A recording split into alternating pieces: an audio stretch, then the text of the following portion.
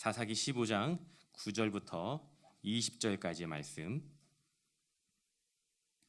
사사기 15장 9절부터 20절까지의 말씀을 우리 한 절씩 함께 교독합니다. 제가 먼저 읽겠습니다. 이에 블레셋 사람들이 올라와 유다의 진을 치고 레히에 가득한지라.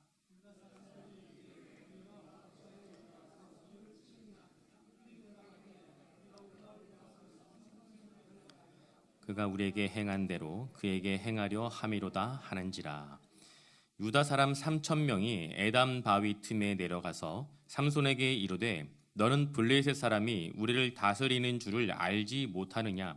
내가 어찌하여 우리에게 이같이 행하였느냐? 하니 삼손이 그들에게 이르되 그들이 내게 행한 대로 나도 그들에게 행하였노라 하니라. 그들이 삼손에게 이르되 우리가 너를 결박하여 블레셋 사람의 손에 넘겨주려고 내려왔노라 하니 삼손이 그들에게 이르되 너희가 나를 찾지 아니하겠다고 내게 맹세하라 하매 그들이 삼손에게 말하여 이르되 아니라 우리가 다만 너를 단단히 결박하여 그들의 손에 넘겨줄 뿐이요 우리가 결단코 너를 죽이지 아니하리라 하고 새 밧줄 둘로 결박하고 바위 틈에서 그를 끌어내니라. 삼손이 레이에 이름에 블레셋 사람들이 그에게로 마주 나가며 소리 지를 때 여호와의 영이 삼손에게 갑자기 임하심에 그의 팔 위에 밧줄이 불탄 삼과 같이 그의 결박되었던 손에서 떨어진지라.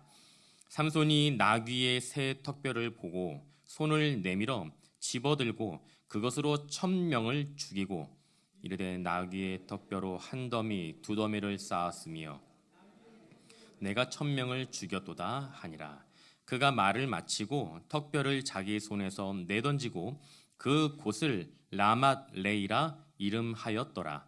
삼손이 심히 목이 말라 여호와께 부르짖어 이르되 주께서 종의 손을 통하여 이 구원을 베푸셨사오나 내가 이제 목말라 죽어서 할례 받지 못한 자들의 손에 떨어지겠나이다 하니 하나님이 레이에서 한 우묵한 곳을 터뜨리시니 거기서 물이 솟아나오는지라 삼손이 그것을 마시고 정신이 회복되어 소생하니 그러므로 그 샘 이름을 엔학고레라 불렀으며 그 샘이 오늘까지 레이에 있더라.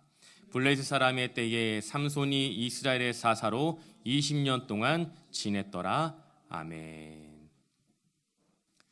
이스라엘의 사사 그 나실인 삼손은요 블레셋 사람 그 딥나를 만나 그 결혼을 하고 7일간 잔치를 열게 되었습니다. 그리고 이 잔치가 이후에 이스라엘의 풍속이 되었다고 성경은 기록하고 있습니다. 여러분 7일 동안의 그 잔치에 술이 있었을까요? 없었을까요? 있어야 합니까? 네. 술이 빠질 수는 없죠. 잔치에 술이 빠져서는 안 됩니다. 제가 어릴 적에 할아버지 댁에 가면 늘 언제나 술이 있었어요. 여러분 그 술은요 다름 아닌 막걸리였습니다. 여러분 막걸리 잘 모르시죠? 일부 예배 보니까 다 모르시더라고요. 막걸리가 뭐지? 여기서 고개를 끄덕끄덕 하시면서 입맛을 다시시면 서로가 좀 애매한 상황이 연출되니까 절대 끝까지 모른 척 하셔야 돼요. 여러분 아실지 모르겠지만 막걸리는 아주 달콤한 향을 가지고 있습니다. 어린 저로서는요 그 향이 너무나 좋아서 어른들이 이제 식사를 마치고 나간 그 다음 이제 뭐 할머니와 어머니 심부름하게 되는 거죠. 방 안에 있는 음식들을 좀 가지고 주방으로 옮겨와라. 절호의 기회예요. 그때가 막걸리의 맛을 볼 수 있는 기회입니다. 그때 먹었던 그 경험했던 막걸리의 맛을요 아주 부끄러운 이야기지만 지금까지도 잊지 못하겠어요. 가끔씩은 생각이 나요. 여러분 한 번 그 술 맛을 알게 된 사람은요 쉽게 끊을 수 없는 것이 바로 술의 유혹입니다. 어떤 일이 있어도 포도주와 독주를 마셔서는 안 되는 나실인의 사명이 삼손에게 주어졌지만 삼손은 이미 자신의 정체성을 잃어버린 지 오래되었습니다. 그렇게 7일 동안 그 잔치의 자리에서 한껏 술에 취해 기분이 좋아진 삼손이 그 자리에 모여있는 사람들에게 수수께끼를 냅니다. 그리고 이 수수께끼를 맞추면 내가 당신들에게 배옷 30벌 그리고 겉옷 30벌을 주겠다고 이야기합니다. 그러나 이와는 반대로 이 수수께끼를 맞추지 못하게 되면 당신들이 나에게 배옷 30벌, 겉옷 30벌을 주어야 한다고 이야기합니다. 여러분, 억지도 이런 억지가 어디 있습니까? 그렇다면 삼손이 낸 그 수수께끼란 과연 무엇일까요? 이런 거였어요. 먹는 자에게서 먹는 것이 나오고 강한 자에게서 단 것이 나왔는데 그것이 무엇인지 맞추는 것입니다. 여러분 아시겠습니까? 그 답을 아시겠어요? 삼손은 일전에 자신이 죽인 사자의 시체에서 무엇을 발견했습니까? 꿀을 발견했어요. 그 일을 두고 이 말도 안 되는 수수께끼를 문제를 낸 것입니다. 그 이유가 무엇일까요? 내가 사자를 찢어 죽였더라. 사람들에게 자랑하고 싶었던 그 마음이 삼손에게 있었던 것이죠. 그 어느 누구도 삼손의 수수께끼를 맞추지 못하자 블레셋 사람들은요, 삼손이 낸 수수께끼의 정답을 알아내기 위해 삼손의 아내에게 찾아갑니다. 삼손을 잘 설득시켜서 그 답을 알아서 우리에게 알려달라고 부탁하기 위함이었지요. 이 문제를 못 맞히면 삼손에게 겉옷 30벌, 배옷 30벌을 삼손에게 바쳐야 합니다. 결국 삼손의 아내는요, 삼손 앞에서 눈물을 흘리며 그 답을 나에게만 알려달라고 이야기합니다. 여러분 다 아시겠지만 남자는요, 저희 아내가 저랑 눈이 마주쳐서 지금 머쓱했어요. 여자의 눈물에 한없이 약한 존재가 바로 남자입니다. 저는 그러해요. 여러분, 우리 집사님 어떠신가요? 권사님의 눈물에 약하십니까? 대답을 하실 수가 없는 것 같아요. 아내가 눈물을 흘리며 간절하게 삼손에게 그 답을 알려달라는 그 아내의 간곡한 부탁에 못 이겨 삼손이 아내에게 알려준 그 정답이 무엇이지요? 바로 꿀과 사자입니다. 꿀보다 단 것이 없고 사자보다 강한 것이 없다는 것이 이 문제의 정답이었습니다. 여러분, 오직 삼손만 풀 수 있는 그런 말도 안 되는 문제였어요. 삼손의 아내를 통해 정답을 알아낸 블레셋 사람들이 삼손에게 달려가서 그 답을 이야기합니다. 정답을 알아냈습니다. 정답은 꿀과 사자입니다. 삼손은 그 어느 누구도 정답을 맞추지 못할 것이라 생각을 했는데 순간 자신의 아내가 자신을 배신했다는 것을 깨닫게 되었습니다.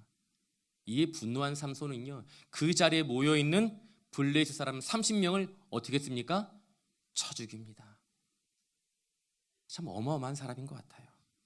그리고 자신이 약속하였던 것처럼 배옷 30벌, 겉옷 30벌을 던져주고는 화가 난 그 나머지 자신의 아버지의 집, 누구의 집입니까? 마누아의 집으로 달려갑니다. 이 일을 계기로 삼손의 장인은요, 삼손의 마음이 아내에게서 떠났다라고 생각을 하게 됩니다. 그리고 더 이상 삼손과의 결혼 생활을 이어갈 수 없다고 판단합니다. 그렇게 판단한 삼손의 그 장인은요, 삼손의 아내를 다른 사람의 아내에게 보내는 이런 말도 안 되는 일이 일어나게 됩니다. 얼마의 시간이 지났어요. 마누아의 집에 있던 삼손이 그에게도 양심이 있지 않겠습니까? 내가 아내에게 몹쓸 짓을 했구나, 미안한 마음이 들어서 염소 새끼 한 마리를 잡아서 아내가 있는 집으로 돌아왔습니다. 여러분, 그곳에 아내가 있습니까? 없습니까? 아내는 없습니다. 아내는 이미 다른 곳으로 보내어졌습니다. 이에 분노한 삼손이 어떤 일을 하게 됩니까? 여우 300마리의 꼬리에 횃불을 달아서 블레셋 사람들의 밭과 포도원을 모두 불살라 버립니다. 여러분, 삼손은 분별력을 잃어버렸어요. 아니, 제정신이 아닙니다. 여러분 생각해 보세요. 미치지 않고서야 여우 한두 마리도 아니고 그 300마리를 어디 가서 잡아 하겠습니까? 한 마리 잡아와서 묶어놓고 또 한 마리 잡아와서 묶어놓고 그 짓을 300번 했던 거예요. 자신의 감정조차 추스르지 못하는 지경에 놓였던 사람이 바로 삼손이었던 것입니다. 하루아침에 자신의 밭과 과수원이 불타버린 것을 목격하게 된 블레셋 사람들의 반응이 무엇입니까? 이 블레셋 사람들은요, 이 모든 문제의 발달이 근원이 삼손의 장인과 그 아내에게 있다고 생각을 하고요, 삼손의 장인과 아내를 불태워 죽입니다. 여러분, 복수는 또 다른 복수를 낳게 됩니다. 복수는 결코 문제를 해결할 수 없습니다. 사실 이 문제의 발달은 그 시작은 삼손이었어요. 자신의 힘을 과시하기 위해 말도 안 되는 이 수수께끼를 내어서 블레셋 사람들을 괴롭혔던 사람이 삼손입니다. 뿐만 아니라 자신의 아내를 다른 사람에게 보낸 사람은 블레셋 사람들이 아니었어요. 삼손의 장인입니다. 그러나 삼손은 엉뚱한 곳에 화풀이를 한 거예요. 결국 어떤 일이 발생하게 됩니까? 죄 없는 삼손의 장인과 그의 아내가 불태워 죽임을 당하게 된 것입니다. 삼손의 분노는 여기에서 멈추지 않습니다.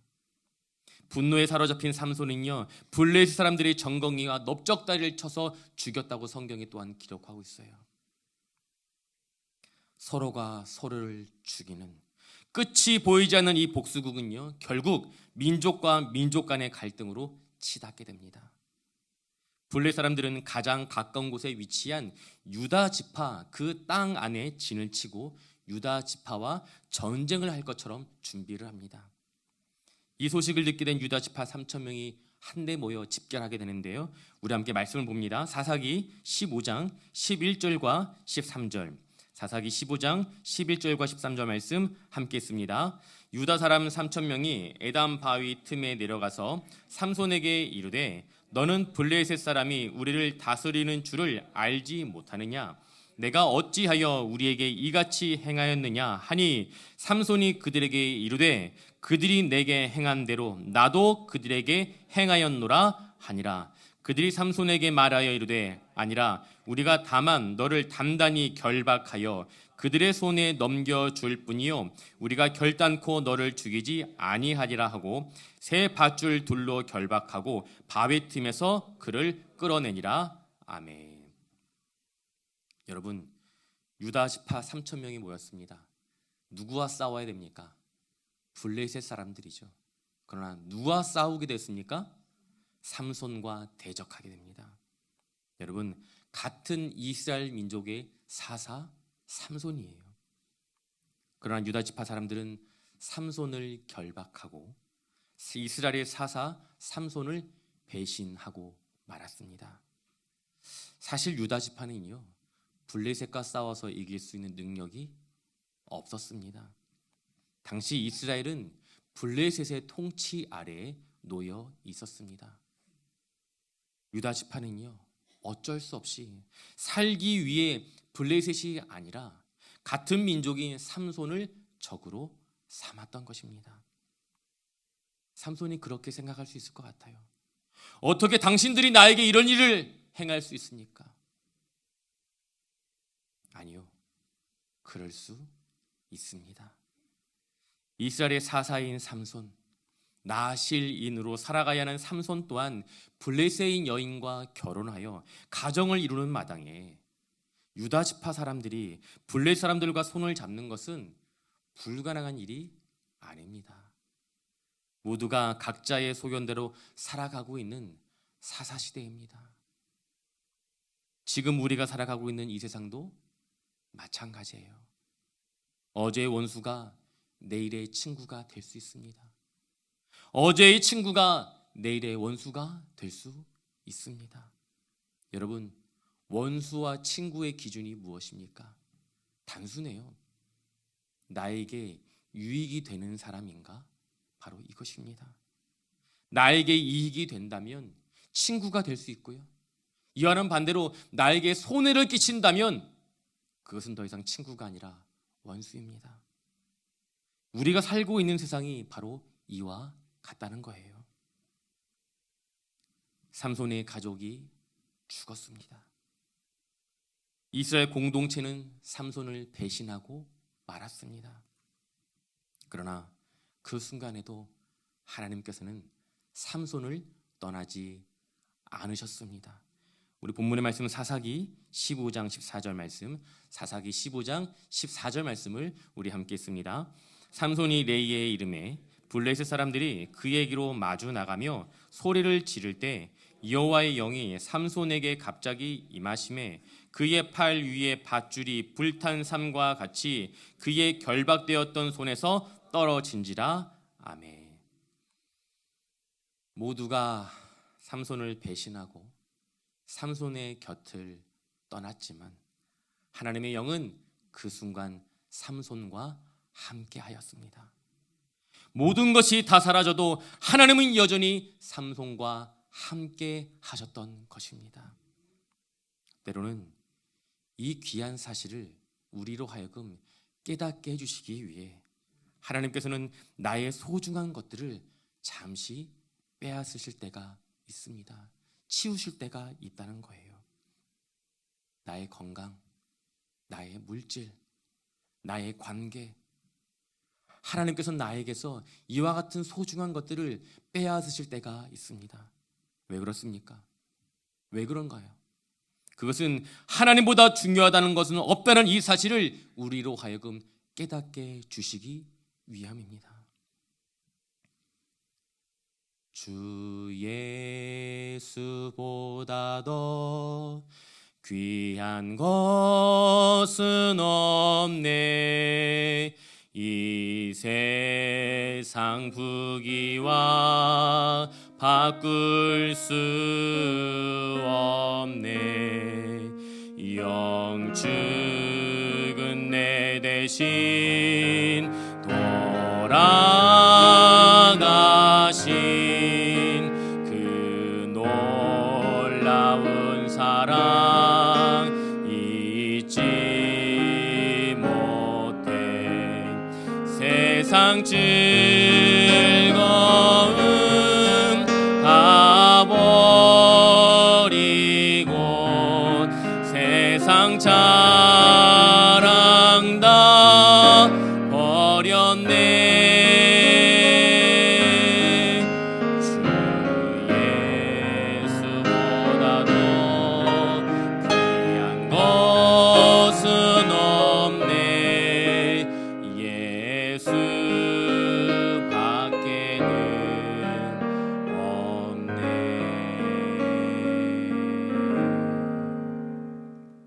여러분, 이 귀한 사실을 우리로 하여금 깨닫게 해주시기 위해 우리가 너무나 소중히 여기고 아꼈던 것들을 하나님께서는 빼앗으실 때가 있다는 것입니다. 모두가 삼손을 배신하고 삼손의 곁을 떠나갔지만 그 순간 하나님께서는 삼손과 함께 하셨습니다. 하나님의 영이 삼손에게 임합니다. 그리고 삼손을 결박하고 있던 밧줄은 풀어졌습니다. 삼손의 근처에 있던 나귀의 턱뼈로 삼손은 블레셋 사람 1000명을 쳐 죽였습니다. 그리고 그 곳의 이름을 라맛 레히, 턱뼈의 산이라고 이름을 정하게 됩니다. 여러분, 나귀의 턱뼈 어떻게 생겼는지 여러분 보신 적 있으십니까? 한번 사진 볼까요? 나귀의 턱뼈가 이렇게 생겼습니다. 여러분 보신 적 있으세요? 여러분 생각하는 그런 족발 같은 튼튼한 뼈입니까? 아니에요. 결코 그렇지 않습니다. 사실 나귀의 턱뼈로는요, 단 한 사람도 죽일 수 없습니다. 나귀의 턱뼈는 우리가 생각하는 그런 강력한 무기가 될 수 없습니다. 한두 번만 휘두르면 부러지고 마는 것이 나귀 턱뼈입니다. 그런데 삼손은 나귀의 턱뼈로 블레셋 사람 몇 명을 쳐 죽였습니까? 무려 1000명을 쳐 죽였습니다. 여러분, 무엇인가요? 나귀 턱뼈의 힘입니까? 하나님의 능력입니까? 하나님의 능력입니다. 여호와의 영, 성령의 능력으로 블레셋을 물리쳤지만 그러나 삼손은 하나님의 능력이 아닌 나귀의 턱뼈의 능력이었다고 생각합니다.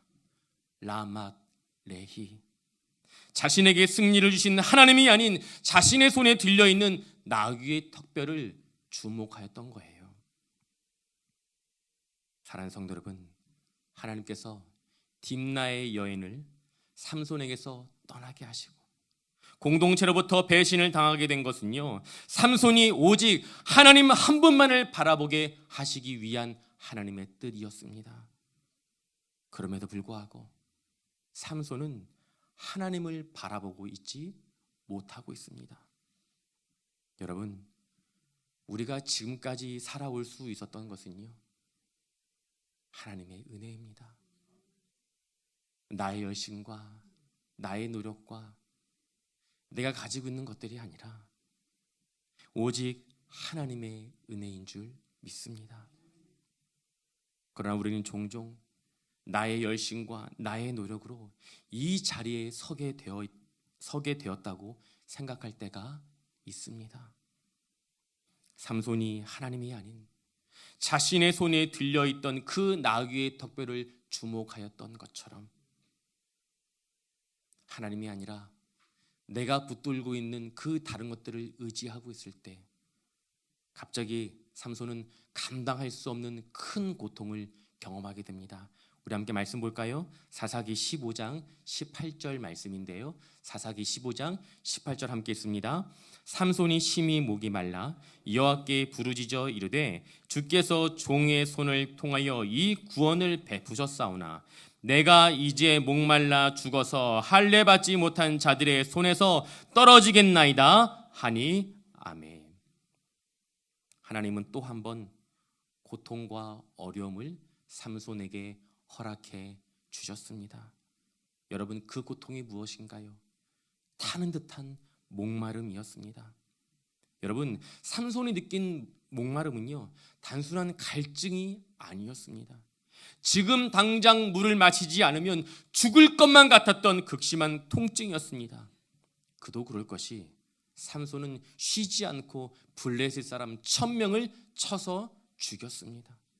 모든 힘을 소진하고 탈진하여 도저히 감당할 수 없는 고통 가운데 놓이게 되었을 때에 그 순간 삼손은 비로소 자신의 손에 들려있던 나귀 턱뼈가 아니라 하나님을 바라보게 된 것입니다.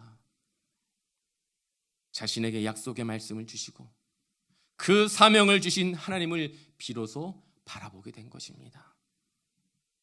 지금까지 삼손은요, 단 한 번도 하나님께 부르짖은 적이 없었습니다. 이스라엘을 구원할 사사로 택함을 받아 나실인으로 살아가야 하는 사명이 삼손에게 주어졌지만 단 한 번도 삼손은 하나님께 기도한 적이 없었습니다. 그저 자신의 눈에 보기 좋은 대로 당시의 세상과 그 가나안 땅, 블레셋 땅의 풍습대로 뿐만 아니라 순간의 복수심에 사로잡혀 결정하고 판단했던 자가 바로 삼손이었습니다. 그 어디에도 하나님이 계시지 않는 것처럼 살아왔던 인생이 삼손의 삶이었습니다. 그런데 그러한 삼손이 자신의 힘으로는 도저히 감당할 수 없는 큰 문제와 고통을 경험하게 되자 드디어 비로소 하나님을 찾게 된 것입니다. 도저히 감당할 수 없는 인생의 난제, 풀 수 없는 문제를 만나게 될 때 삼손은 자신이 겪게 된 그 문제의 정답이 자신의 손에 들려있는 나귀 턱뼈가 아니라 하나님, 오직 하나님께 있음을 비로소 깨닫게 된 것입니다.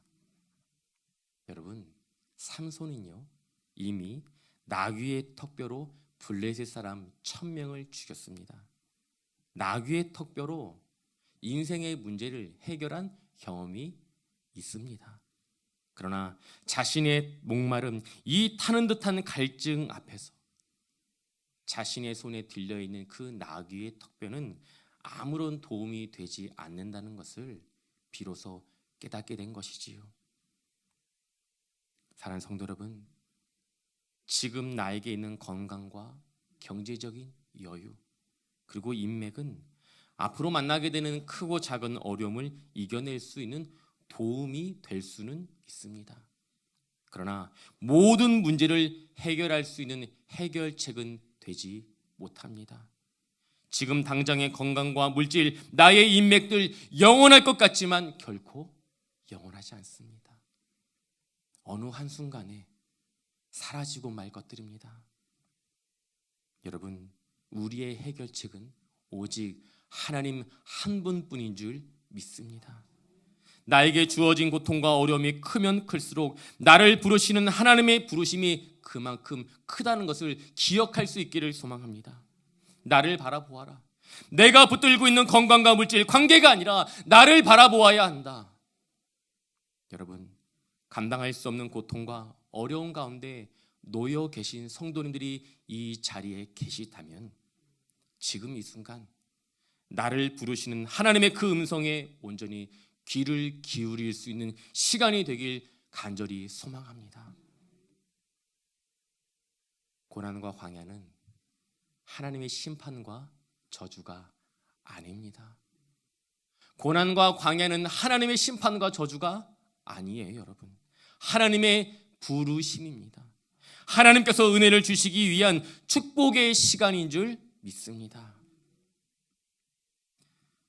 여러분 다 아시겠지만 저희 가정에 두 아이가 아파서 정말 감당할 수 없는 고통의 시간들이 저희 가정 가운데 있었습니다. 정말 어떻게 감당해야 할지 도저히 그 답이 보이지 않더라고요. 그저 하루하루 버티고 또 버티는 것뿐이었어요. 아무리 기도해도 나아질 기미는 보이지 않고 오히려 기도조차 할 수 없는 절망의 시간들이 저희 가정 가운데 찾아오게 되었습니다. 코로나가 시작된 거예요.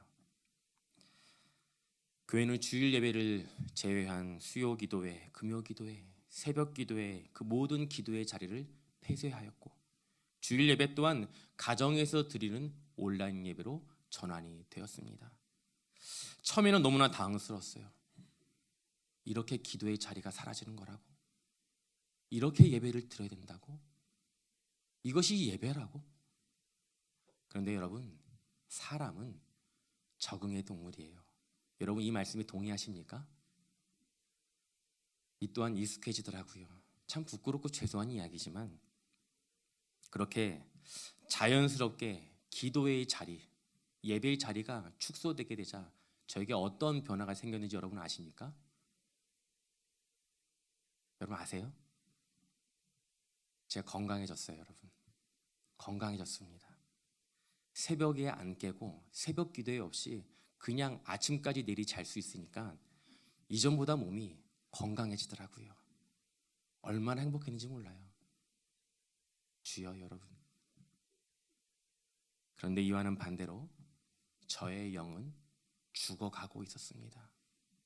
여러분, 목사도 기도하지 않으면 소용없습니다. 그저 목사란 타이틀만 가지고 있는 것뿐이에요. 시간이 흘러 코로나가 회복될 조짐이 보였습니다. 그렇게 교회 모든 예배와 기도의 자리가 조심스럽게 정상화가 되어졌어요. 그럼에도 불구하고 저의 무너진 예배와 기도의 자리는 좀처럼 회복이 되지 못하고 있었습니다. 그렇게 영적인 죽음의 자리에 머물러 있었던 그 어느 날, 늦은 시간까지 잠을 이루지 못한 그 어느 날 밤이었어요. 거실에서 기도와 울음의 소리가 들려왔습니다. 저의 아내의 기도 소리였어요. 두 아이가 아파서 도저히 감당할 수 없는 고통과 절망의 마음을 하나님 앞에 토해내고 간절히 기도하며 부르셨던 저의 아내의 기도 소리였습니다. 울고 있는 그 아내의 기도 소리를 듣게 된 저는요, 한동안 잠을 이루지 못하였어요. 기도의 자리를 지키지 못하고 영적으로 무너져 버린 부족한 저로 인하여서 그 고통의 시간을 홀로 감당하게 한 것이 너무나 미안하고 너무나 부끄러웠습니다. 그리고 그 순간 저의 무너진 그 기도의 자리를 다시금 회복해야겠다고 다짐을 하게 되었어요. 그날부터였어요. 무너진 저의 새벽 기도의 자리는 다시 회복이 되었고 그 자리는 지금까지 계속되고 있습니다. 사랑하는 성도 여러분, 하나님께서는 우리를 은혜의 자리로 초대하고 계십니다. 도저히 감당할 수 없는 고통과 어려움을 겪고 있다면 그것은 하나님께서 기도의 자리로 초대하고 있다는 신호인 것입니다. 내가 너와 함께하고 있다. 내가 너로 하여금 감당할 수 없는 일들을, 하나님의 놀라운 일들은 구원의 계획을 이룰 것이다. 도저히 감당할 수 없는 그 목마른 가운데 삼손은 하나님께 부르짖습니다. 그 순간 하나님께서는 삼손을 향해 놀라운 은혜와 선물을 허락해 주시는데요. 그 은혜와 선물이 무엇입니까? 우리 본문의 말씀은 사사기 15장 19절 말씀, 사사기 15장 19절 말씀 함께 있습니다. 하나님이 레이에서 한 우묵한 곳을 터뜨리시니 거기서 물이 솟아 나오는지라 삼손이 그것을 마시고 정신이 회복되어 소생하니 그러므로 그 샘 이름을 엔하꼬레라 불렀으며 그 샘이 오늘날까지 레이에 있더라. 아멘. 아멘. 삼손이 하나님께 부르짖는 그 자리에서 물이 솟아 흘렀습니다. 여러분, 엔하꼬레는요, 부르짖는 자의 샘이란 뜻이 담겨 있습니다. 부르짖는 자의 샘, 하나님께서 나의 부르짖음에 응답하셨다는 그 고백이 담겨 있는 것입니다. 여러분, 샘은 물이 모이고 모였을 때 비로소 흐르게 됩니다. 삼손을 향한 하나님의 사랑과 기다림, 그 은혜가 모이고 모여 삼손의 그 부르짖음을 통하여서 비로소 그 은혜가 흘러 넘치게 된 것입니다. 사랑하는 성도 여러분, 하나님은 늘 언제나 우리의 부르짖음에 응답하시는 분이십니다. 문제는 우리가 하나님을 기대하고 있지 않다는 거예요. 문제는 우리가 하나님께 부르짖지 않다는 것입니다. 하나님께 기도하고 있지 않다는 거예요. 우리 함께 말씀 봅니다. 예레미야 33장 2절과 3절 말씀, 예레미야 33장 2절과 3절 말씀 함께 있습니다. 이를 행하시는 여호와, 그것을 만들며 성취하시는 여호와, 그의 이름을 여호와라 하는 이가 이와 같이 이르시도다. 너는 내게 부르짖으라. 내가 내게 응답하겠고 내가 알지 못하는 크고 은밀한 일을 내게 보이리라. 아멘. 아멘. 하나님은 우리에게 분명히 약속해 주셨습니다. 나에게 부르짖으라. 내가 반드시 응답할 것이다. 여러분, 부르짖는 자에게 주어지는 분명한 은혜가 있습니다. 우리의 간절한 부르짖음에 응답하여 하나님께서 흘려보내주시는 그 은혜의 샘물을 경험할 수 있는 저와 사랑하는 성도님들이 되시길 예수님의 이름으로 축원드립니다. 말씀을 정리하겠습니다. 여러분, 3월 마지막 주간은 우리가 다 알고 있는 것처럼 고난 주간입니다. 그리고 그 고난 주간에는 우리가 함께 모여 이 자리에서 특별 새벽 기도회로 그 새벽의 시간을 기도로 채우려고 준비하고 있습니다.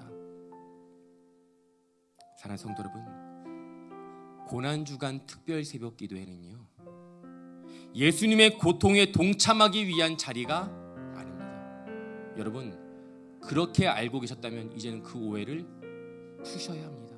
오해예요. 잘못 알고 계셨어요. 우리는 결코 예수님께서 감당하셨던 그 고난에 동참할 수 없습니다. 여러분, 예수님께서 감당하셨던 그 고난은 우리가 감히 상상할 수 없는 죽음의 고난이었습니다. 어찌 우리가 감히 그 고난에 동참할 수 있겠습니까?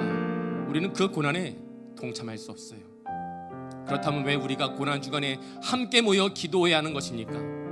그것은 예수님께서 우리를 얼마나 사랑하실지, 우리를 위해 어떠한 고난을 감당하셨는지 그 사랑을 다시금 깨닫고 기억하기 위해 하나님 앞에 모여 함께 기도해야 하는 것입니다. 금번 특세 기간 살아난 가족의 구원과 신앙의 회복을 위해, 그리고 주의 몸된 교회와 회복과 그 영적인 부흥을 위해 함께 모여 살아계신 주님 앞에 간절하게 부르짖으며 나아갈 수 있는 저와 사랑하는 성동중앙교회 성도님들이 되시길 예수님의 이름으로 축원드립니다.